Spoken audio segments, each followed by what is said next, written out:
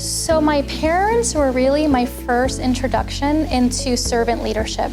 And servant leadership has defined my professional career my entire life. It's a part of my DNA, and I like to say it's a part of my brand. I mentioned that we didn't have much growing up, but there were times that we had other families living with us if they didn't have a place to stay, and there'd be 2 or 3 families living in one small place. But that's the way my parents were. If it was the last pot of rice that we had, they were going to share that with whoever needed it. So they taught me about what it means to be a servant leader and to lead with compassion. Sometimes you're going to make some mistakes. I did in life, but that doesn't have to define you, and it doesn't have to define where you go in the future. And you can actually excel in the middle of adversity, even when you think you can't. I became a young mom. I did. I had my daughter when I was 19. That was not in the plan. But I just want to encourage young people that it's okay if your path looks a little different. Does not mean you're a failure. It does not mean that you are not a success. Just means that you're going to have a couple little detours. That's all. As long as you get back on track, that's what's important. Exposure, exposure, exposure. I want them to experience as many different things in high school as they can, because that's what set me on my path. Had I not entered a mentoring relationship, I probably wouldn't be here today. It was that pivotal for me.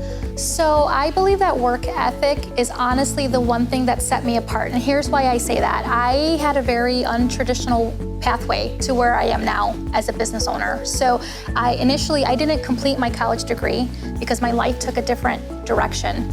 And what set me apart from my peers, it was not my education at that time, it was my work ethic.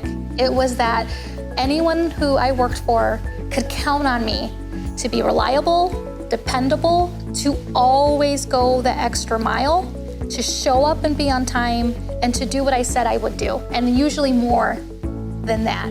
So every job I've had, people could count on me to take on the big projects with enthusiasm and excitement, and that served me well my entire career.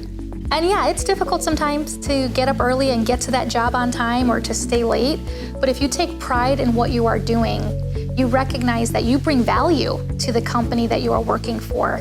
And I believe that employers really value that, and with that comes opportunity. You're gonna be the person that they call on to take on a new task, or in my case, promote me to new job position.